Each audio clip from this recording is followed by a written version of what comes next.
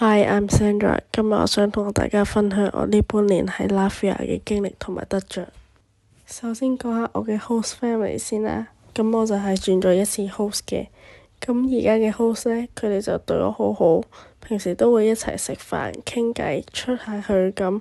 同佢哋相處，我學識咗唔同嘅生活習慣，亦都令我變得更加獨立，同埋更加主動去同佢哋去溝通。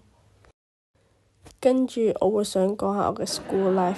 一開始就係好唔習慣呢一種嘅 school life，因為同香港完全唔一樣。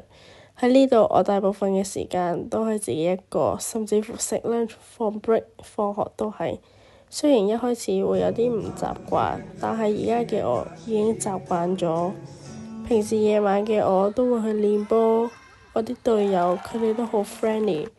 一開始由乜都聽唔明嘅我，到而家我都知道清楚自己要做啲咩。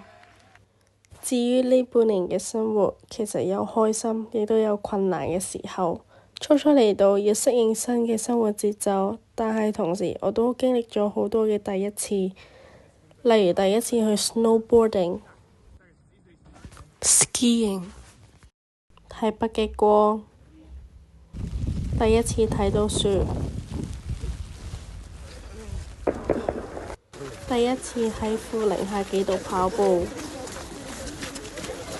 亦都學識咗自己解決問題，亦都更加了解自己。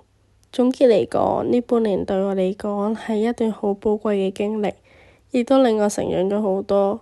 無論係生活上定係心態上都好，都有好大嘅得着。